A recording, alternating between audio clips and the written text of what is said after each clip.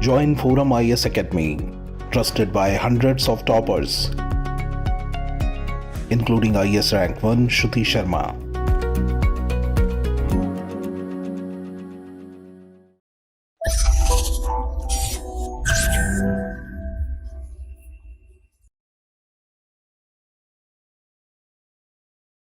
Good evening, aspirants. Welcome to the Hindu News Analysis discussion brought to you by ForumIAS for the date 30th May 2023. These are the list of news articles for today's discussion. We will be covering 5 topics, each topic from science and technology, polity, governance, and a topic from art and culture. Alongside this, we will also be discussing 2 previous year prelims questions at the end of the discussion. So with this straight away, let us move to our first article of the day. First news article, faster, stronger. India must use its supercomputers beyond weather forecasts. This editorial reports that India will have a new supercomputer with an upgraded high-performance computing system this year. Before moving further with the editorial, let us know about supercomputers. See, supercomputers are high-performing computing systems. They allow organizations to solve problems that would be impossible with regular computers. If you take the features of supercomputers, supercomputers have certain distinguishing features. Unlike conventional computers, they usually have more than one CPU, that is more than one central processing units. And moreover, these CPUs contain circuits for interpreting program instructions and executing arithmetic and logical operations in a proper sequence. Know that they use several CPUs because to achieve high computational rates, it is necessary to use multiple CPUs to overcome the physical limits of circuit technology. See, supercomputers use electrical signals that are fed into it to process the data. Here, the electronic signals cannot travel faster than the speed of light, which thus constitutes a fundamental speed limit for signal transmission and circuit switching. But we have tried enough to make the computer work with highest data transmission speed.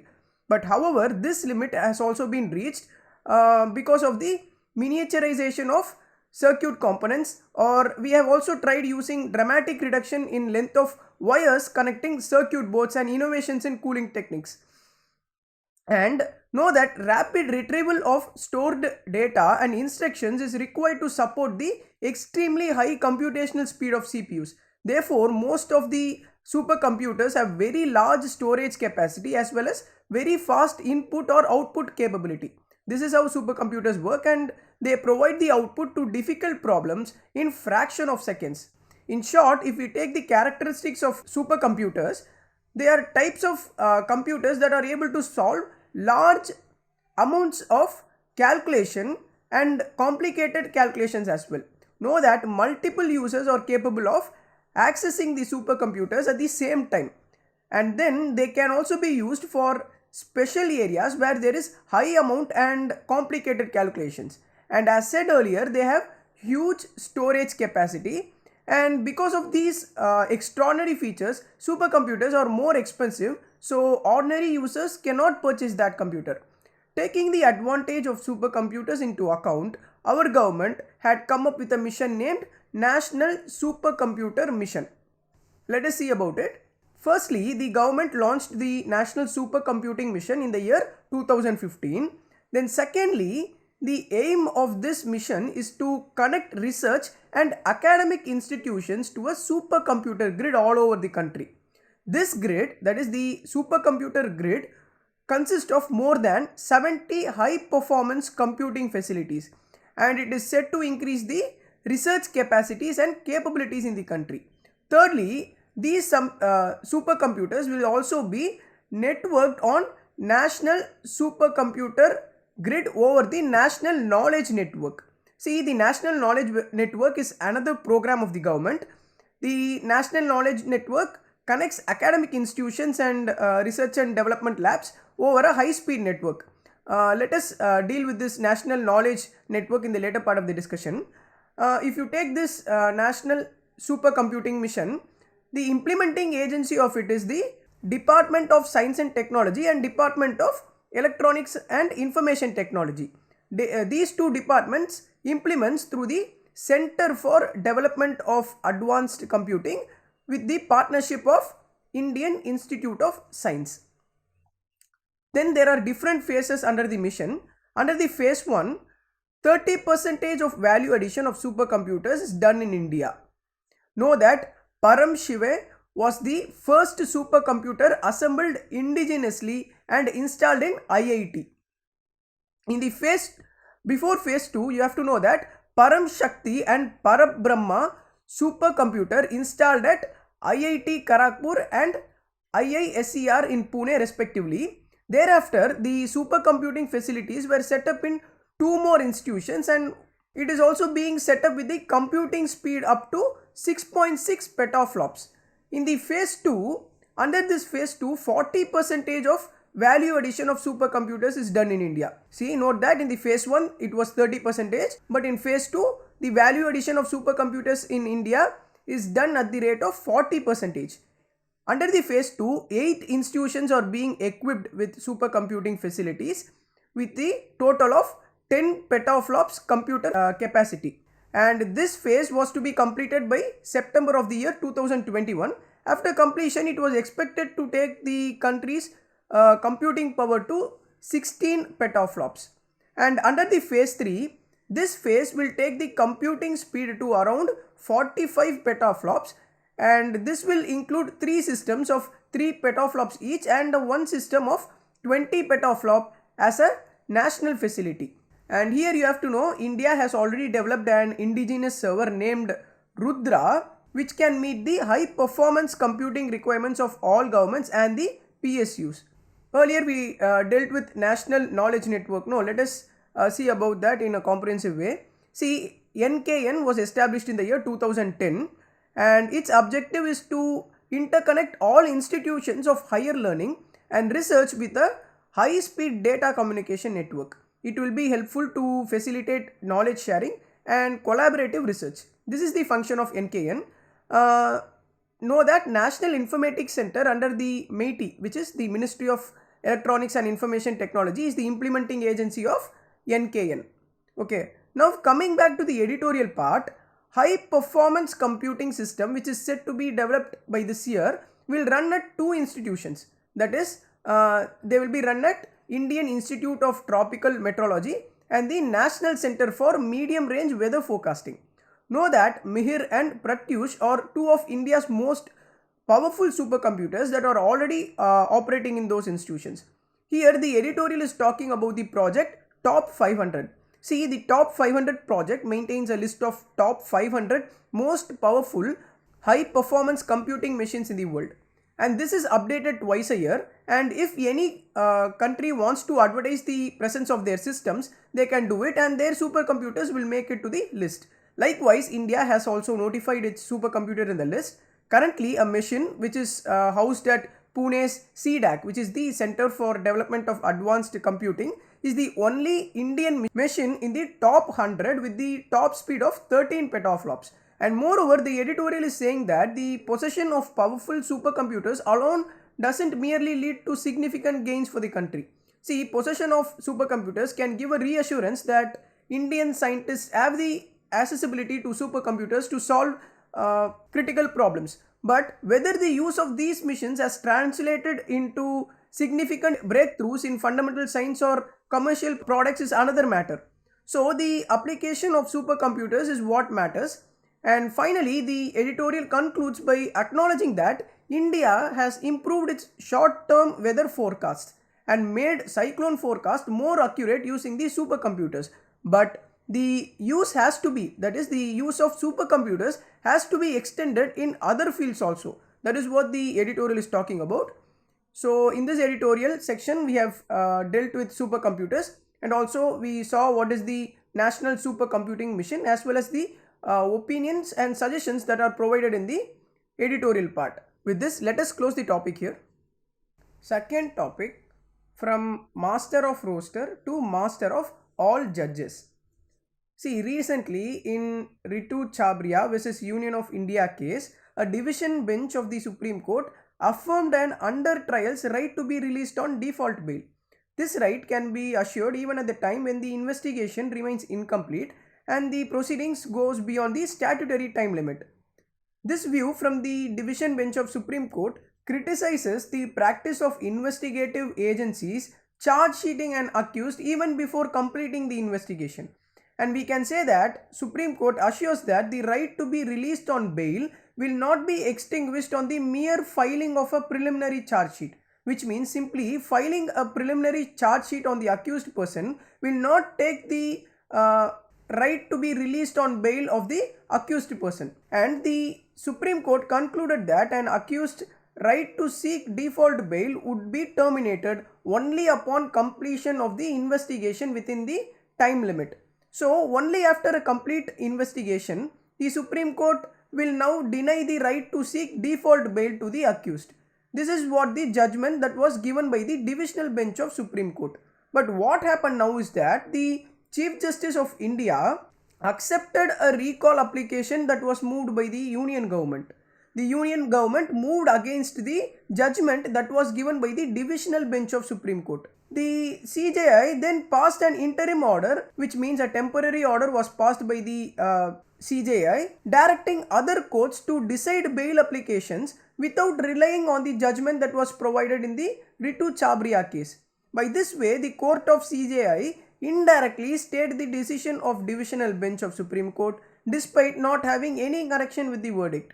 See, normally after the judgment from the division bench, the only that would be available to Union of India was to file a review petition, and even this review petition will usually be decided by the same division bench only. Moreover, there were no scope of the review petition being entertained by the Court of Chief Justice of India. So the author is telling that there is no reason why Chief Justice of India interfered in the matter of the right to default bail suddenly. See, if there was any coordinate bench that took up the same issue of right to default bail, and if they expressed their disagreement with the judgment provided in the Ritu Chabria case, then Chief Justice of India can interfere. There, the separate division bench with differing view can refer it to the CJI for recommendation to a larger bench. And this is the only way the court of CJI could enter the fray. But this is not what happened now. And it is said that the court of CJI has effectively instituted a mechanism that is completely devoid of any legislative or constitutional backing. So within the constitutional scheme of things, all judges of the Supreme Court are equal in terms of judicial power. You have to know that. However, the Chief Justice of India enjoys special administrative powers such as constituting benches and assigning matters or referring certain matters for the consideration of larger bench. That is why the Chief Justice of India is known as Master of the Roster. This is why he is also regarded as first among equals in relation to other companion judges. But in any given bench, including the Chief Justice of India himself, the vote or power given to CJI is same as that of other judges, which means the judgment to any case is based on the majority view of judges sitting, and there is no separate veto power to CJI and all. And the author quotes the example of CJI in which the CJI was part of minority opinion of the court. The most recent such order was one passed by the Supreme Court in the economic weaker section quota dispute. In that EWS quota dispute, the then CJI, Justice UU Lalit, along with the Justice S. Ravindra Bhatt, was part of the minority opinion of the court. Know that most Commonwealth countries such as UK, Australia have their system in place where individual judges spell out their opinion, and the final judgment of the case will be based on the views of majority judges. But in countries that doesn't practice are like US, where instead they have a system where the judges sit in en bloc and they collectively exercise power and render decisions on any case. Here the views of individual judges will not be known. Thus they reflect the collective strength of the court and not of benches, as in the case in India. In India, the legitimacy of the power of Master of Roster has often been in debates, and the power of CJI is also been questioned from time to time. But we have to know the power of CJI is reaffirmed because CJI has the power to take administrative decisions for smooth functioning of the court. But that alone doesn't give CJI to take decisions that are arbitrary or which are unknown from the values of constitution and any statutes. So the author says a judgment from the division bench of Supreme Court, which emphasized on abiding to the statutory procedure for investigation, was effectively undone by a doubtful procedure followed by the Chief Justice of India, because the action of CJI is said to be completely alien, that is, it is said to be completely not mentioned in both the constitutional as well as the Supreme Court rules. The interim order raises concerns because in the near future, if the government is displeased with the order of one bench, it can simply go before the CJI to get the decisions reversed. Then there would be no need for review petitions also. This is what the author is saying here. Finally, the author is saying that there are many recorded instances of abuse of using the power master of roster, which are cause of concern. Even though the master of roster system is administratively useful, there are instances of abuse as well. 5 years ago, 4 senior judges of Supreme Court alleged serious irregularities in the court administration. Taking these occurrences into account, the opinion section says that it is necessary that CJI himself avoid expanding his power as master of roster. Then the practice of constituting benches and allocating cases should be completely computerized and left out of the hands of CJI. This is the opinion that is mentioned by the author here. So in this discussion we saw about the CJI and also about the master of roster system and certain criticisms in functioning of master of roster. So with this, let us close the topic here. Third topic, CAG voted in as WHO auditor for second term. The news is that Girish Chandra Murmu, who is the Controller and Auditor General of India, has been re-elected as the external auditor of WHO. Know that external auditor has a 4-year term from 2024 to 2027. In addition to this, know that the CAG is already holding this position in WHO since the year 2019 for a 4-year term. That is, they hold office for the period of 2019 to 2023. After 2023 also, CAG will be the external auditor of WHO till 2027. From this topic, let us know about CAG in detail. See, the Constitution of India in the Article 148 provides for independent office of CAG in India. CAG is the head of Indian Audit and Accounts Department, and it is one of the bulwarks of the democratic system of government in India. Know that CAG is the guardian of the public purse and controls the entire financial system of the country, both at the center and state level.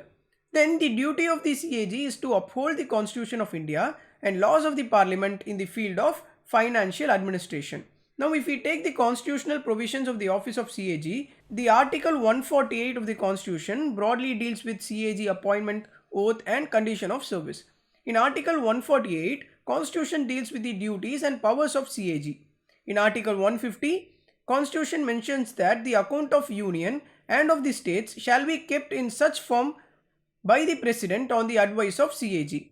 In Article 151, the Constitution says that reports of CAG relating to the accounts of Union shall be submitted to the President, and the President will lay that reports before each House of the Parliament. Finally, in the Article 279, the Constitution says that calculation of net proceeds is ascertained and certified by the CAG, and says that the certificate provided by CAG is final with regard to calculation of net proceeds. Net proceeds is the difference between the tax collected to the amount spent on collecting the taxes.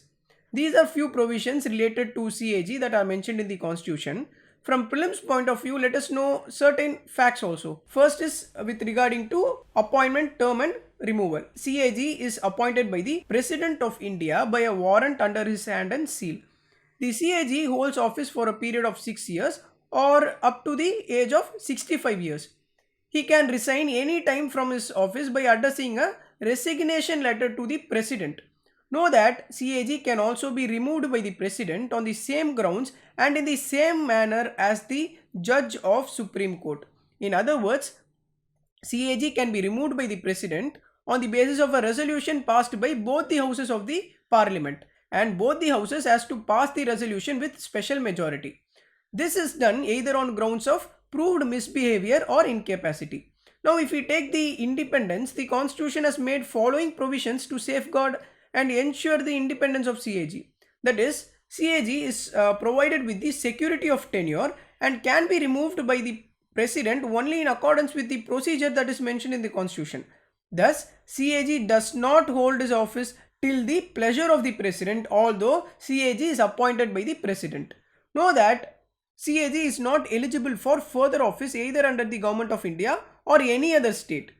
And in case of salary and other service conditions, CAG's salary and service conditions are determined by the parliament. Similar to the removal mechanism of CAG, CAG's salary is also equal to that of the judge of the Supreme Court. Then, if we take the administrative expenses of the office of CAG, all salaries, allowances, pensions of the person serving in that CAG office are charged upon the Consolidated Fund of India. Hence, they are not subjected to the vote of the parliament. Finally, know that no minister can represent CAG in parliament and no minister can be called upon to take the responsibility of CAG. If we take the duties of CAG audits the accounts relating to all expenditure from CFI, that is the Consolidated Fund of India, as well as the Consolidated Fund of each states and union territories having a legislative assembly. And know that CAG audits all expenditure even from the Contingency Fund of India and Public Accounts of India, as well as the Contingency Fund and the Public Accounts of each states. Another important fact is that CAG submits 3 reports to the President. The reports are Audit Report on Appropriation Account, Audit Report on Finance Account, and Audit Report on Public Undertaking. Another important fact is that he acts as a guide, friend, philosopher of the Public Accounts Committee of the Parliament. So this is also one of the major area where UPSC can ask question. So in this discussion we saw about CAG, the facts related to Comptroller and Auditor General of India, and certain facts where UPSC can ask questions. So with this, let us close the topic here. Fourth topic, from prevalence in 8 states in the year 2001, dengue, now a nationwide infection, reports the spread of dengue across India and adds to say that the infection currently covers all the states and union territories in India. So from this context, let us know about dengue from exam point of view. See, according to World Health Organization, dengue is a vector-borne disease that is transmitted by the bite of an infected female Aedes mosquito. Know that the mosquito becomes infected when it feeds on the blood of a person who is infected with the virus. After about 1 week, the mosquito can then transmit the virus while biting a healthy person. Also, the dengue virus comprises 4 distinct serotypes. They are Den1, Den2, Den3 and Den4, which belongs to the genus Flavivirus of the family Flaviviridae. Another fact is that most cases of dengue occur in the tropical areas of world, including the Indian subcontinent, Southeast Asia, southern China, among others. Know that dengue is a notifiable disease, but the case is required to be notified only when the confirmatory test has been done in the lab. However, there is no vaccine or specific medication for dengue fever, and so the patients should seek medical advice, take rest and drink plenty of fluids as preferred by the doctors. And as said earlier, dengue is a notified disease. No, a notified disease is any disease that is required by law to be reported to the government authorities. This will allow the authorities to gather information to monitor the disease and provide early warning of possible outbreaks. And the process will also help the government to keep track and formulate a plan for elimination and control of the disease. In less infectious conditions, it improves information about the burden and distribution of disease. The center has notified several diseases such as cholera, leprosy, plague, tuberculosis, AIDS and measles among others under the notified category. Now let us see what can be done to reduce the spread of this increasing dengue infection.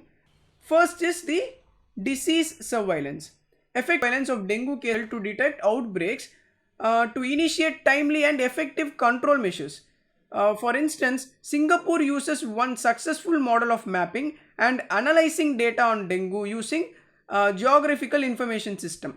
This involves mapping the streets with dengue cases for vector densities. Second is strengthening the healthcare system. See, dengue mortality can be reduced by implementing early case detection. Health services must be strengthened to cope with the dengue outbreaks. Then training health personnel at all levels of health system is also important. Third factor is the effective planning. An effective plan should be prepared on how to tackle any outbreak. It is an important element of the overall strategy to prevent the dengue spread, and the plan should incorporate all the stakeholders. Fourth is regarding the effective vector control measures. They are critical to prevent dengue outbreak. Preventive and vector control interventions like awareness campaign, cleanliness drive is very much needed with the aim to reduce dengue transmission. The integrated vector management approach to vector control as promoted by the WHO should also be adopted.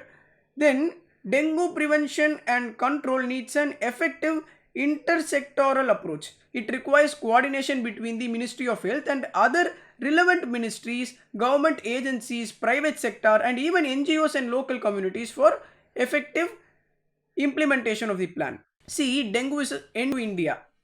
An integrated approach is needed to tackle the epidemic. Then various casual factors must also be controlled. Like taking into account the Swachh Bharat mission is important to prevent dengue and must be used to raise awareness about dengue. Without collaborative efforts, fighting the dengue epidemic is not easy. So these are the measures that can be taken into account for effective implementation of plans to reduce the dengue outbreak. So from this news article we saw about dengue infection from prelims point of view, and also the measures that could be taken which could be covered in the mains aspect. So with this, let us close the article here. That is all about the NAVIC.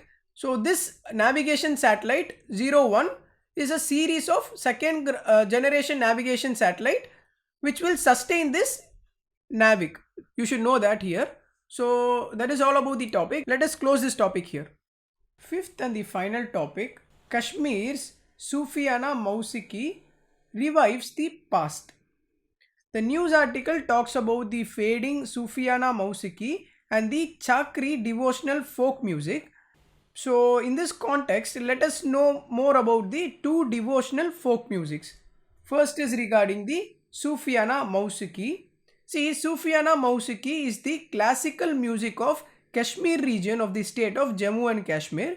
It is based on the principal concept of Makam, and it is close to the Central Asian Makam traditions, but it is also influenced by Indian classical music. The word Sufiana has been derived from Sufism, which means mystical, and Mausiki is the Urdu word for music. So Sufiana Mausiki means mystical music. Sufiana Mausiki is also called because of the association of this musical form with the Sufis, and the text used in it is mostly that of Sufi poets. Know that it functions primarily as the religious music being connected with the rituals of Sufis, and they also act as an elite entertainment music which is performed in secular context. Although Sufiana has the influence of Indo-Central Asian music traditions, it has its own distinct style, structure and mode of presentation that gives Sufiana its own identity. Know that it also distinguishes it from Indo-Central Asian music as well as from the Indian classical music. And moreover, this music is taught orally and passed on from generation to generation. At present, this musical form is practiced by the traditional musicians belonging to three districts of Kashmir. They are Srinagar, Budgam and the Anantnag. Factually, if we see, Sufiana is traditionally performed in the context of Mehsil, which is of two kinds. First is religious Sufi meeting. That is, the Sufiana is traditionally performed in a religious Sufi meeting in which Sufiana is an integral part of the event. Second kind is the secular meeting in which Sufiana lovers gather to listen to music. At present, the tradition of performing in Mehsils is a rare case, but nowadays whatever Sufiana music we listen, it is through the medium of radio and sometimes through stage performance. In fact, this glorious tradition of the past is presently facing the threat of extinction. Very few families are practicing this profession now. Earlier, there were many gharanas, which means schools of Sufiana music spread across the length and breadth of Kashmir Valley. But at present, only around 4 gharanas are existing. The only known ustads presently are, that is the master musicians who are presently practicing Sufiana Mausuki are Muhammad Yaqub Sheikh, Muhammad Ismail Butt, as well as Muhammad Abdullah Setari. They themselves are finding it difficult to carry forward the tradition, and many makadams and talas have been forgotten. Know that Saz-e-Kashmir, the only bow instrument, is on the path of extinction, which is used here. Know that in the past, a dance form, namely Hafiz Nagma, was associated with Sufiana Mausiki. In that dance, a female dancer, Hafiza, would represent the meaning of song through various hand gestures and movement of the body. This dance form is now out of practice. So these are the informations that are associated with Sufiana Mausuki. Now if we take the Chakri folk music, the Chakri is the original and traditional folk music of Kashmir. It is one of the most famous musical forms of the valley, which are sung by a singer along with the chorus and musical instruments like harmonium, sarangi, rabab, etc. It is the traditional form of singing and is also an interesting method of narrating the legendary folklore stories. It usually culminates with Rof, and together they are called Chakirti Rof. Chakir is nothing but songs which are sung by specialist singers. Here aspirants must not be confused with Chakri dance. Chakri folk dance is different.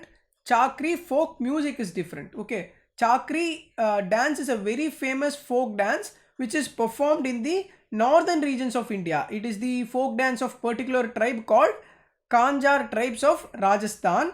So Chakri dance is different from Jammu Kashmir Chakri's folk music. Okay. So with this we have come to the end of the news articles discussion. Let us complete the news articles discussion and move to the previous year prelims questions. First question: Wellesley established the Fort William College at Calcutta because the options given are: option A, he was asked by the board of directors at London to do so; option B, he wanted to revive interest in Oriental learning in India; option C, he wanted to provide William Carey and his associates with employment; option D, he wanted to train British civilians for administrative purpose in India. See, Fort William College was established on the year 1800 by Richard Wellesley, who was the Governor General of Bengal at that time. It was named after King William III of England.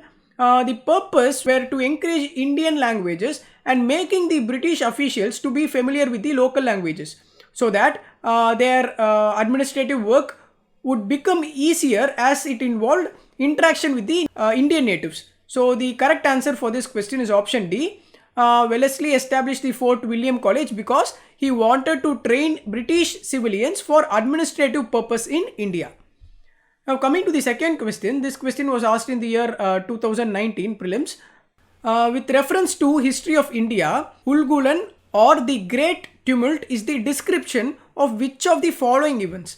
The options given are: option A, the revolt of 1857; option B, the Mappilla rebellion of 1921; option C, the Indigo revolt of 1859 to 60; option D, Birsa Munda revolt of 1899 to 1900. See, this is a fact-based question. The answer for this question is option D, Birsa Munda revolt of 1899 to 1900.